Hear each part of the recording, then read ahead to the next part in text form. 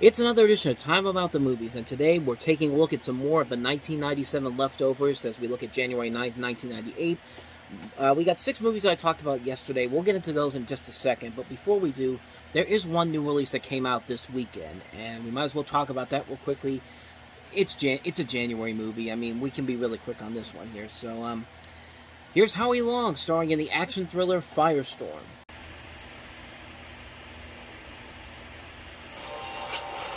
When fire breaks out, there's a dedicated team ready to jump right into the middle of it. But for their leader, this time the enemy isn't the flame. It was a prison break! It's the man who lit the match. In case you haven't noticed, we're not firemen. There's a girl with him. Take me down.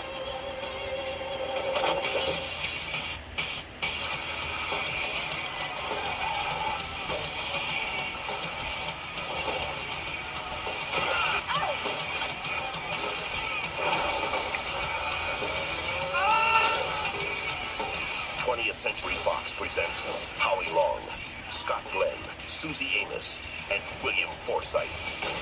Jumper! You still alive? Firestorm. I mean, I can't wait to see the latest Fox Tuesday night movie of the week. Or, wait a minute, that's right, this thing was on the big screen. I mean, did anything from that trailer really suggest this needed to be seen on a big screen? I don't know. I didn't think so. And also, just because Howie Long was in Broken Arrow doesn't mean you have to use the same music from the Broken Arrow soundtrack. I mean, it's literally the same soundtrack they used in the trailers for Broken Arrow. I mean, but yeah, like I said, it looks like a movie that you would have seen on Fox's Tuesday Night at the Movies back in 1998.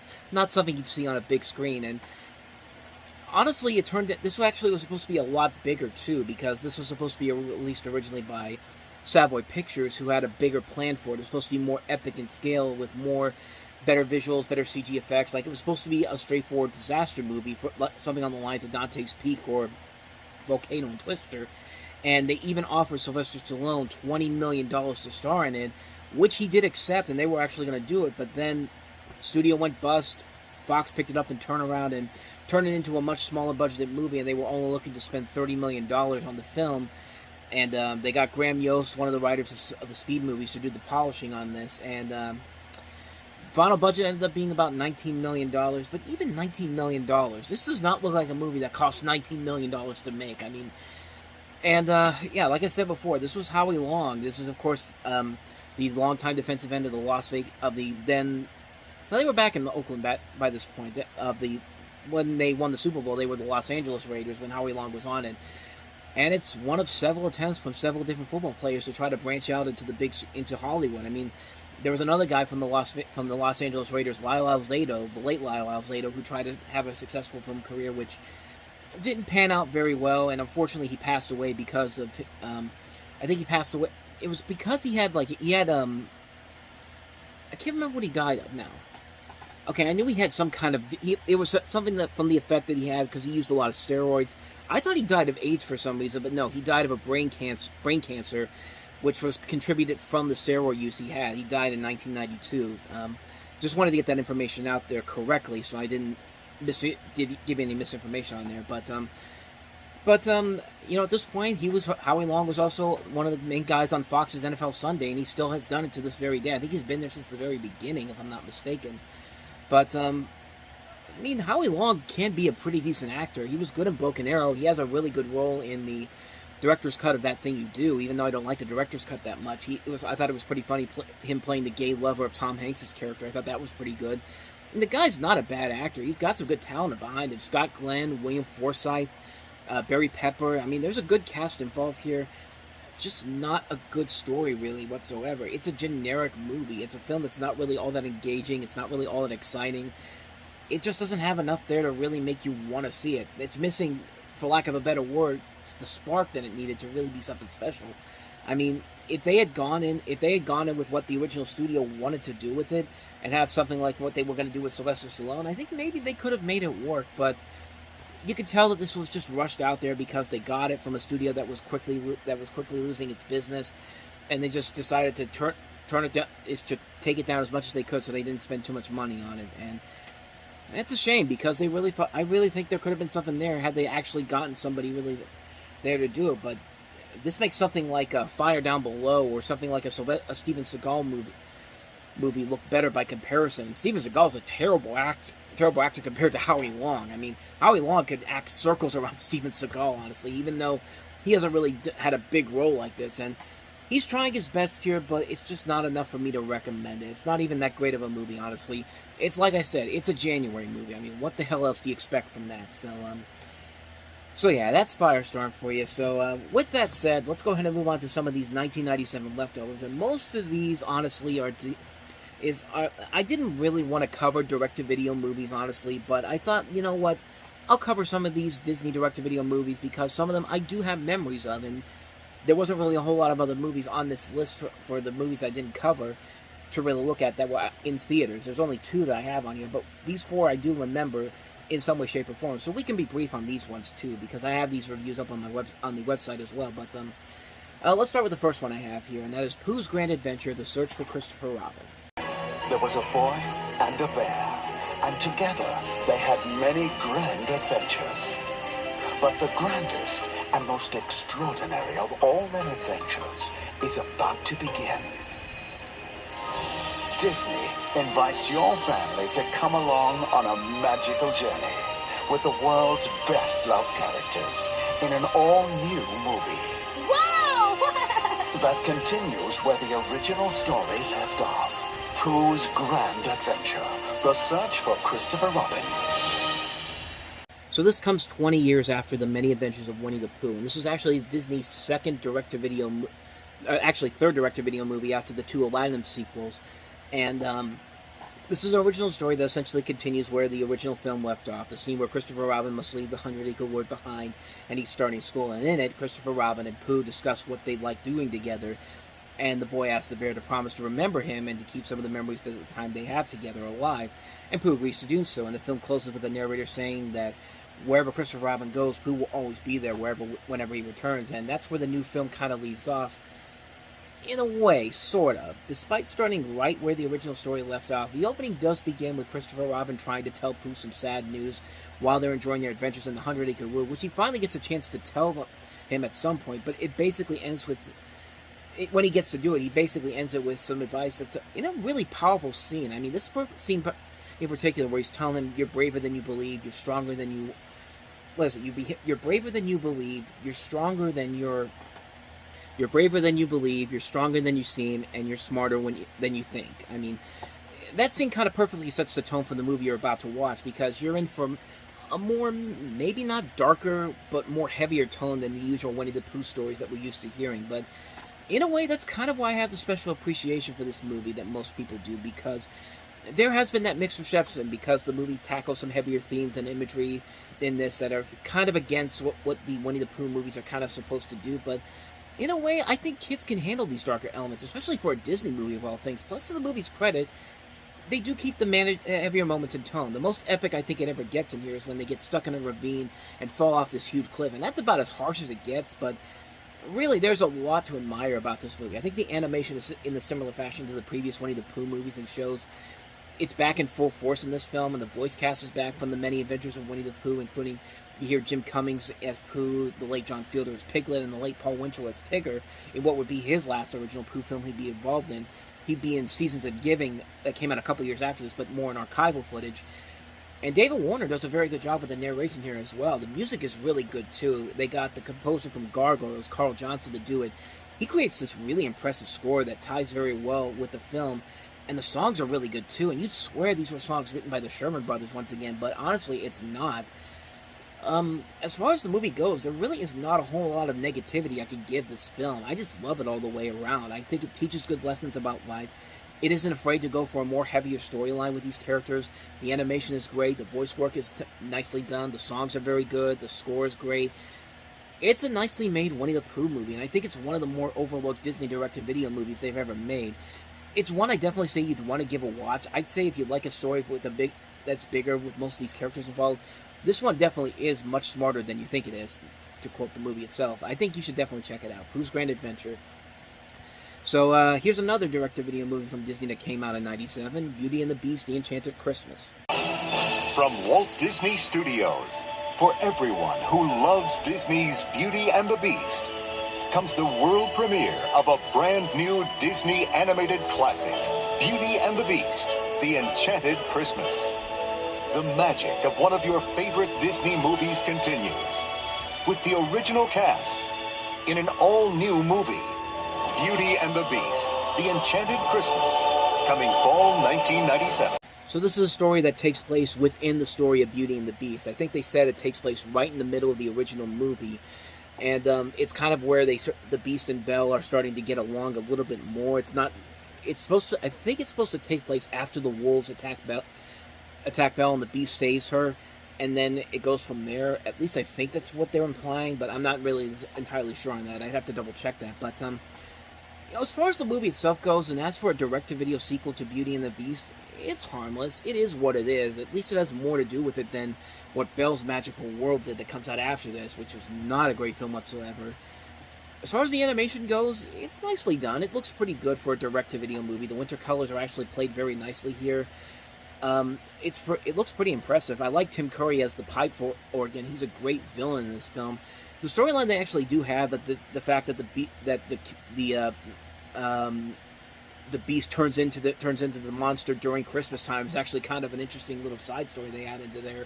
But the CG work on them overall is very impressive too. And you know what? It's Tim Curry, man, doing that voice. And I mean, I like that. I mean, Tim Curry could honestly read the phone book, and he'd make it awesome. I mean, Bernadette Peters is also really interesting in having this movie too. I like that she has a nice role in here. I do kind of wish they had given her some more songs to play off to do. I mean, there's only one time in the movie she has a real song in the movie, and that's where she's teamed up with Paige O'Hara.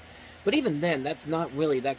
It's not even really that long of a song, and you kind of wish you had more of that in this film. But other than that, everything else is just kind of meh. I mean, the story's about as generic as you can get. The way they try to set up this in the middle of the original movie is a little hard to follow. I think Bambi 2 kind of perfected this more, because they at least had a point where they could add more to the story, and it didn't feel like overkill. But in here, it feels kind of forced in. The songs are, for the most part, pretty forgettable. The pacing does feel a little bit rushed. I mean, it's only a little over an hour long, and it feels like they try to pack in so much into this. And you never feel like you get a movie where the passion that went into the original Beauty and the Beast really went into it, but it just feels more like it's kind of a cash grab. But then again, this is not the worst cash grab you could do with a story like this. I mean, Belle's Magical World and the 2017 version, which the live-action one, but I digress.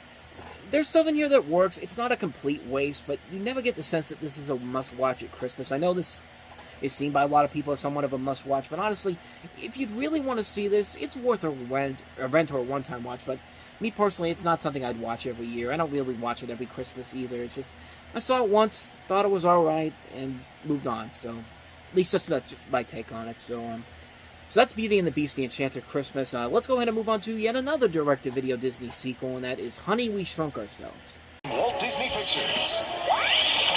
When he shrunk the kids, he promised his shrinking days were over. All right, shrink machine, one last time. But Rick Moranis has done it again. We have critical mass. Only this time, Are we shrunk? You shrunk us. he's still got a few bugs to work out. From the makers of the smash hit Honey, I Shrunk the Kids comes a hilarious new movie, Honey, We Shrunk Ourselves. You idiot! Don't you They can step on us. Now, they'll go to any lengths I'm scared stiff. and any heights to get the kids' attention before it's too late. Get ready to party. You can't have a party. What are you gonna do about it, Thumbelina? You are dead meat, mister! Clark, you're 3/4 of an inch tall. It's the fastest, Hold on! It's a jump! The laundry chute! it's the funniest, I don't think we're using enough fabric softener. Jump! Hang on. To what? it's the tastiest, They're teenage girls. How much can they eat? Watch out! and it's the wildest biggest motion picture event of the year. Disney's Honey, We Shrunk Ourselves. You know, Dad, I didn't invite those boys over. Coming exclusively to video. Turns out 1997 was the year for Honey, I Shrunk the Kids. I mean, you not only had the sequel come out, I think the first two movies actually were released on video at the time, but then you had Disney Channel coming up with the Honey, I Shrunk the Kids TV show that came out not but a couple months afterwards, and actually ran for a couple of seasons. So this was a pretty good year for this series, and it helps that this movie was actually something that I remember liking more than Honey, I Blew Up the Kid. I mean, one of the big problems with Honey, I Blew Up the Kid largely was because it was just basically a toned-down version of what made the first Honey, I Shrunk the Kid so special. But, you know, from a story standpoint, this one's not the most original. It's basically just another role reversal of the first movie, except this time, let's have the adults get smaller and the kids are normal size, which makes for some pretty interesting... It makes for some more interesting setups here. But they have some really good writers aboard on this. I mean, Carrie Kirkpatrick, who wrote James and the Giant Peach, Chicken Run, the live-action Charlotte's Web, Over the Hedge. You have Nell Scovell, who's written for The Simpsons, Sabrina the Teenage Witch, David Letterman, The Critic, Coach, Murphy Brown, even Joel Hodgson from Mystery Science Theater 3000 wrote for this. And they all managed to actually put some good entertainment value into this and make it somewhat enjoyable. The cast is really good here, too. They're mostly perfectly fine. Rick Moranis is always going to be fun to see as Wayne Szalinski. I think the rest of the adult actors overall are very good. The kid actors are actually pretty good too. I mean, they're pretty entertaining as well. You'll recognize a couple of these kid actors. Allison Mack, who later go on to star in Smallville. Bug Hall, coming off of The Little Rascals. Even Mila Kunis and Lisa Wilhoit from Family Guy show up in this movie as friends of the girl character in this.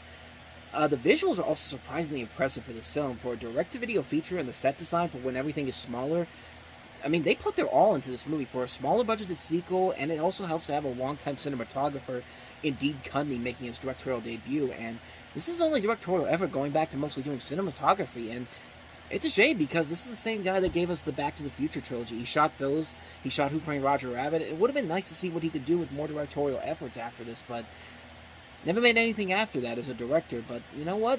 He did make one good movie, and that's this film.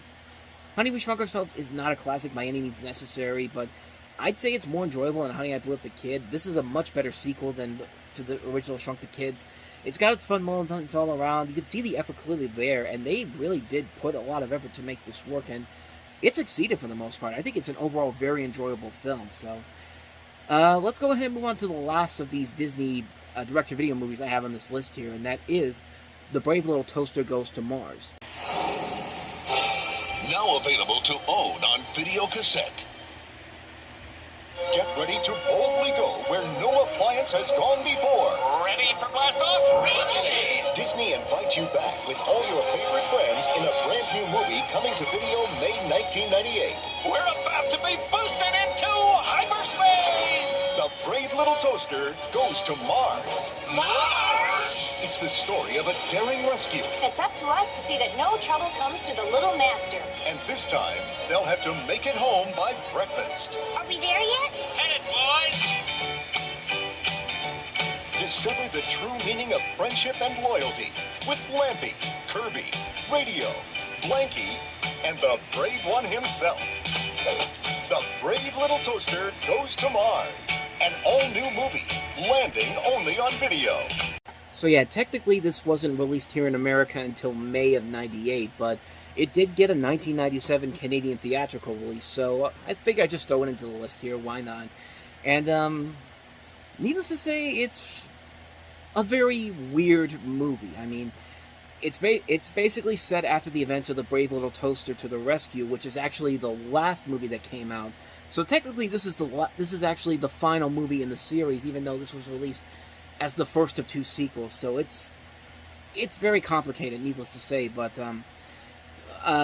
you basically have the story where where the master's baby has been mysteriously beamed to Mars, the baby that was born in the to the rescue, and it's up to our heroes plus a household of new friends to basically go to Mars to save them. And it's a really weird movie. Even as a kid in the 90s, I was baffled by this one too. It's just like, how does this work actually? I mean, what made the first Brave Little Toaster movie work as well as it does, because it does take an idea as silly, as ridiculous as talking appliances, going on this incredible journey, and makes it not only a compelling, exciting, and downright scary at times adventure, but it keeps it in the realms of possibility that in some way, shape, or form, maybe this could happen in real life.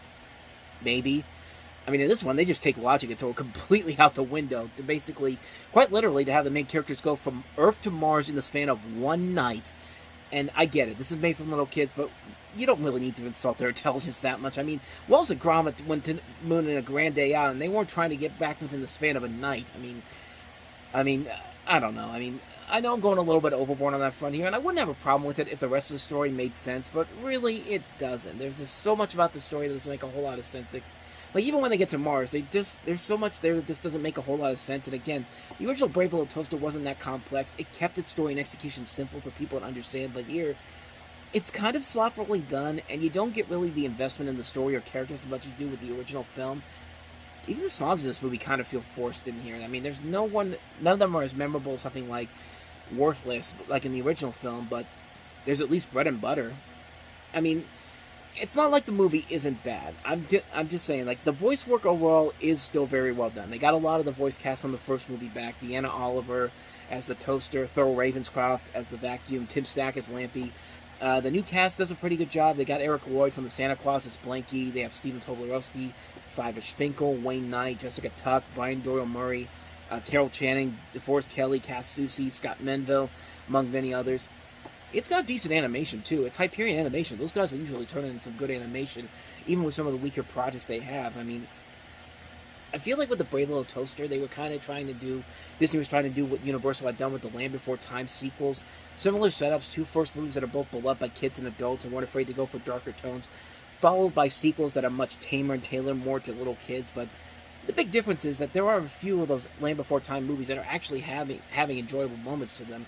While the Brave Little Toaster movies don't have that, it's just a sequel that doesn't work. It's not a bad movie per se. It's a very odd and bizarre sequel, but it does have some good animation to it and some good voice work. But I mean, other than that, it's not a bad movie per se, and I think little kids can get into it pretty well. But honestly, it just feels too weird. And the fact that this is actually supposed to be the last movie before the second movie even comes out is a little bit...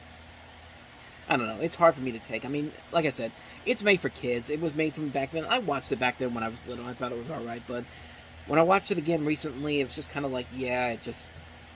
I don't know. It just didn't work for me. So that's the Brave Little Toaster Goes to Mars. Now let's move to a completely opposite end of the spectrum with the next movie we have here, and that is Female Perversions. It's all about power. You gotta make them believe you got whatever they desire. You gotta be everybody's dream. Everything to everybody. Erase the memories that obsess you. Confront the fears that haunt you. Tilda Swinton, Amy Madigan, Frances Fisher, Paulina Poroskova. Female Perversions. You know, we talked about how Firestorm could have easily been the Fox Tuesday Night Movie of the Week. Well, here you have a movie that could have easily been a movie you saw late at night on Skinamax, when Skinamax was actually a thing. Basically, Tilda Swinton plays a female attorney who wallows in excess and meaningless sex with both male and female partners while dealing with her personal life problems, including her kleptomaniac sister, played by Amy Madigan.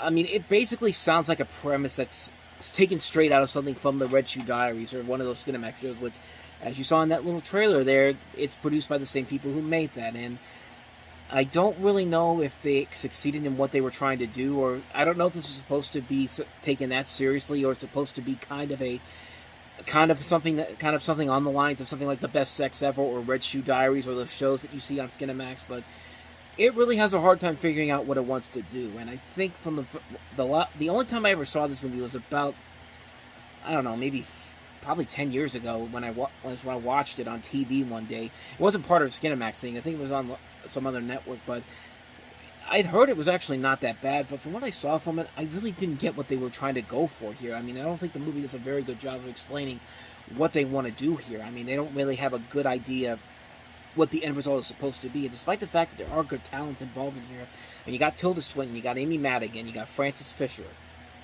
Clancy Brown, Layla Robbins from Planes, Trains, and Automobiles, Paulina Poroskova, Marcia Cross, Shawnee Smith. A really good cast overall here, but the movie doesn't really know what exactly it wants to do. to say by the end of it. The message isn't really coming out that strong there, and it feels like it's trying to appeal to both audiences. It's trying to appeal to the audience that wants that message, that strong female message that it wants to get out there, or as in the other audience that just wants to see this woman have sex with just anyone that was available to. And because you find out that the main character Tilda Swinton plays has sex with male and females in this. I mean, like I said, it doesn't really know how to balance itself out. Doesn't want to be softcore. Doesn't want to be taken seriously as a movie. I guess that's what I'm trying to say here. And I don't know if the movie actually really succeeded with that, honestly. I mean, honestly, I don't really remember too much about it, but that's pretty much all I remember from it. I couldn't really decide whether or not the movie really couldn't decide whether or not what direction it really wanted to go to. And in the end, that's kind of how I felt about it. I didn't know if I was supposed to take this seriously or was supposed to watch this as something that would be seen late at night on TV, but I don't know. I mean, it's been a long time since I've seen this movie. Maybe if I watch it again nowadays, I could probably figure it out, but that's pretty much all I remember from this movie. It's nothing that I don't really have a lot to say about it. It wasn't a bad movie, honestly, from what I remember from it, but like I said, the message and the overall purpose doesn't really come into play at all during this, and I think that's really the major sticking point with this particular film. I don't know. Like I said, it's been a while since I've seen this movie. Maybe I need to watch it again just to see if there is something there that I'm missing. But other than that, though, that's pretty much all I remember about this movie. So that's Female Perversions. Let's go ahead and move on to the last movie we have here, and that is Best Men. Before Jess could tie the knot, I need to get some cash. Drop me off at the next corner, all right? Can I wait? forgot your wedding present. His best man. Nobody move. Things tied up. A few tellers. What are you guys thinking? Some cheese. I don't think we're gonna make it to your wedding. No. Nail! Now on, consider me a hostage. Dean Cain, Andy Dick, Sean Patrick Flannery, Mitchell Whitfield, Luke Wilson, and Drew Barrymore. Are you okay? Sweetheart. Ain't love grand? Best man. I guess in a way you can consider this a prequel to Home Fries because, of course, Drew Barrymore and Luke Wilson starred in that film. But, I mean, that pretty much tells you the plot right there. The movie basically centers around these four guys as part of this groom party who decide to go rob a bank. And hilarity ensues after that, I guess. I guess this is some sort of a precursor to something like Very Bad Things, but I think that movie did this kind of concept a lot better. The darker comedy that takes place during a time before a wedding, and I thought worked a whole lot better. But this movie, it doesn't look like it has enough there to really make it worth it. I've never seen this film, honestly. I mean, it's got a good cast to it. Dean Cain, Andy Dick, Luke Wilson, Sean Patrick Flannery, Drew Barrymore, Fred Ward, Raymond J. Barry, Brad Dourif. There's a good cast involved in here. Maybe there could be something interesting in here, but the reviews for this have not been that strong, and honestly, it kind of doesn't make me want to see the film, even though this director has done some really good movies. CB4, Billy Madison. In fact, we're going to talk about the next movie she did after this, which was Half Baked, which comes out the following week from this point that we're at right now. So, I don't know. I've never seen this movie, but I've never heard anybody really talk about it all that much, so it probably means the movie is not that great, despite the people that are involved in here. And like I said, I just feel like a movie like Very Bad Things kind of did this concept a little bit better. But we'll eventually get to that one once we get to the end of 98, because that's when that movie comes out. So, other than that, I haven't seen the movie, so I can't really tell you if it's any good or not, but that trailer didn't really look like it was all that promising, honestly. So, yeah, that's Best Man. So on that note, we wrap up another edition of Time About the Movies. We'll take a look at 5 of the first real 1998 movies, starting with Denzel Washington and John Goodman in Fallen. We also have Christian Slater and Morgan Freeman in Hard Rain. The aforementioned Half Baked with Dave Chappelle, Jim Brewer, and Harlan Williams. Star Kid, and also Pretty Village, Pretty Flames. So 5 movies to look at next time around. We'll delve into those on the next episode. But until then, thank you very much for watching, and if you want to see more videos like this, please hit the playlist on the next page, check out the previous episode, and I will see you guys tomorrow for another episode. So thank you very much for watching, and also don't forget to hit the like and subscribe button if you want to see more videos like this. I always keep again to add that there. So yeah, thank you so much for watching. I will see you guys next time, and until then, as always, take care.